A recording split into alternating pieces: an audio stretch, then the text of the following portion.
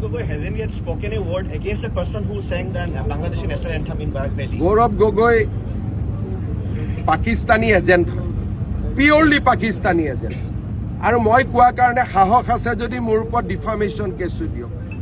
He is a pure Pakistan agent. মোৰ লগত যিমান তথ্য আছে মই যিদিনাখন আপোনালোকক দিম সিদিনাখন আপোনালোকে গম পাব he is a 100% Pakistani agent.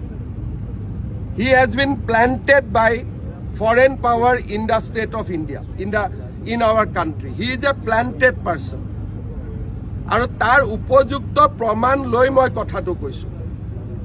নিয়ম মতে ইলেকশ্যন আছে বুলি, ইলেকশ্যন নাথাকিলেতো মই আৰু কঠোৰ হৈ দেখুৱাই দিলোহেঁতেন। কিন্তু ইলেকশ্যন আছে, কিবা এটা কৰিলে মানুহে ক'ব যে পলিটিকেল কাৰণত কৰিলে। নহ'লে মোৰ হাতত ইমান দিন যিমানখিনি তথ্য আছে তাৰ পিছত তেওঁ আচলতে মুকলিভাৱে ঘূৰি থাকিবই নোৱাৰে। কোনোবাই ভাবি আছে যে কাগজ নাই নেকি 10 ছেপ্টেম্বৰত দেখুওৱা নাই, কিন্তু ময়ে হয়।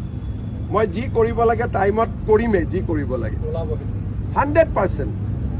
আৰু he is a pure Pakistan agent and as a chief minister মই কৈ আছোঁ he is a planted person.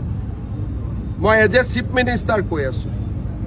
খালি প্ৰেছ কনফাৰেন্সখন কৰা নাই, কাৰণ নহ'লে ক'ব আকৌ জুবিনৰ ইছ্যু ডাইভাৰ্ট কৰা বুলি, যিটো আপুনি এইমাত্ৰই ক'লে। সেইকাৰণে জুবিনক ন্যায় প্ৰদান কৰাৰ কামটো কৰি লৈয়ে ইটো কামত হাত দিয়ে।